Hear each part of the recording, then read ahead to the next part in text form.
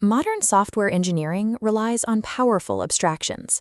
Frameworks like Jetpack Compose, Room, and REST clients allow for rapid development, but they inherently obscure the mechanical inefficiencies occurring at the hardware level. We often code under the illusion of infinite resources, assuming the host device will effortlessly process unoptimized state reads or raw API retries without exhausting the system. The reality of a system under load is far less forgiving. A single timeout in the cloud creates a turbulent backflow in the data layer. Within seconds, that pressure overwhelms the main thread and freezes the user interface. An application not responding error, an ANR, signals a systemic boundary failure. Dropped frames and UI lockups represent a cascade of back pressure reaching the top of the application stack. Professional performance optimization requires discarding intuition. We must rely entirely on deterministic tracing to expose exactly where the hardware is choking. We are conducting a forensic autopsy on a failed application architecture. By dissecting the UI layer, the data layer, and the network layer, we can rebuild the system to withstand massive scale. Preventing catastrophic failure requires us to examine the system at the microsecond level, understanding how these abstractions execute at runtime. Let's start with the user interface. Smooth rendering is bound by a strict physical budget. To achieve 60 frames per second, the UI must measure, layout, and draw every element within exactly 16.6 milliseconds. This diagram represents a perfetto system trace. Here, choreographer.doFrame execution times spike drastically past the 16.6 millisecond threshold. Zooming in isolates the bottlenecks. Two massive blocks appear: local asset loading, labeled image placeholder, and inter-process communication, labeled binder transaction. Both actively block the main thread. We also incur costs from unnecessary subcompositions. Wrapping a small list of tags in a lazy row might seem efficient, but the engine must allocate layout chunks for lazy loading, which costs roughly 2.5 milliseconds per item, even for simple text. When item counts are strictly constrained, replacing lazy composition with standard static layouts like a row eliminates this allocation overhead. Beyond choosing the right containers, we can save significant CPU cycles by deferring Jetpack Compose phases. Using Lambda modifiers, such as modifier.offset, delays the state read. This skips the composition phase, jumping directly to layout and draw. We can push this optimization further by enabling strong skipping mode at the compiler level. By default, the compiler uses instance equality for unstable parameters, triggering a redraw if a new object is passed. Strong skipping mode paired with @immutable annotations forces structural equality checks. The engine evaluates the actual data, preventing a cascade of unnecessary recompositions. UI optimization relies on structuring code to dynamically bypass the compiler's default execution path, forcing specific runtime efficiencies that generic code cannot achieve. Once the UI rendering is stable, the bottleneck moves down the stack. Our interface can now handle 60 frames per second, but the data layer is struggling to hydrate the UI fast enough to prevent an ANR. This image shows an execution plan from SQLite, generated using the explain query plan command.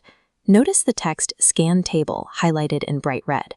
A scan table result means the database engine is forced to inspect every single row to find a match. As the dataset scales, this creates an O of n performance degradation, linearly increasing query time until the main thread starves. Applying @index annotations to queried columns forces the query planner to abandon the full scan and execute a highly efficient search table using index operation instead. This is a redundant precaution. Room's suspend functions are architected to be main-safe, handling thread transitions internally. Adding an explicit dispatchers.io wrapper introduces unnecessary context switching overhead. This chart shows the severity of write bottlenecks. Inserting 10,000 rows sequentially takes roughly 45 seconds. Wrapping that exact operation in an @transaction batch drops the time to half a second. Without a transaction wrapper, SQLite treats every single insert as its own distinct operation. It must open the journal, write data, commit to disk, and close the journal for every row, triggering massive I/O overhead. To prevent concurrent operations from locking the system, we must also enable write-ahead logging, or WAL mode. WAL mode decouples the read and write pipelines. Modifications are appended to a separate log file, allowing the database to process reads while background syncs are still in progress. Room is a fast library, but ignoring the mechanical realities of the underlying SQL engine guarantees systemic failure. Moving to the final layer, our local database is optimized, but we have to connect to the cloud. When a backend like Azure Cosmos DB experiences a demand spike, the remote architecture begins to throttle requests. The server's automated response is strict self-preservation. It rejects traffic and returns HTTP 429 too many requests errors. Implementing a retry pattern in response to a persistent backend fault is a catastrophic error. Repetitive retries hold client threads open while waiting for an unavailable server. This exhausts memory pools and starves local operations until the application crashes. The architectural solution to persistent network failure is the circuit breaker proxy state machine. In the closed state, traffic flows normally, while the proxy counts failure responses. Once failures exceed a threshold, the proxy trips to open, short-circuiting requests to serve local cache. After a timeout, it shifts to half-open, allowing a trickle of requests to test recovery. If the test requests succeed, the system snaps back to closed. If they fail, the timer resets and the proxy reverts to open. Achieving network resilience requires state-aware logic that intentionally fails fast to protect local compute resources. The final architectural risk is ensuring these tuned layers do not cross-contaminate. We must prevent a failure in one domain from breaking the entire stack.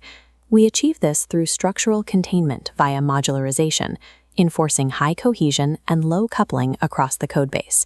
This diagram shows the strict unidirectional dependency rule. Feature modules must depend downward on foundational data modules, and never vice versa. Passing fully instantiated data objects horizontally between feature modules bloats memory and risks synchronization errors. Instead, we use mediator modules to orchestrate data flow. We pass simple identifier strings rather than large objects. This forces the receiving module to query the database for its own fresh data, preserving a single source of truth within the data layer. Modular boundaries act as firewalls. They ensure a memory leak or locked thread in one domain cannot contaminate the optimized logic of the rest of the system. The autopsy is complete. UI state reads are deferred, SQLite I/O is indexed and batched, and remote network calls are protected by fault-tolerant state machines. The result is a highly efficient architecture where every layer is tuned to handle peak throughput without triggering a systemic stall. System resilience at scale is not achieved by writing cleaner code. True performance requires a mechanical understanding of the compilers, proxies, and execution planners operating beneath the surface. A professional architecture anticipates failure at every boundary, engineering the system to degrade gracefully rather than collapse entirely.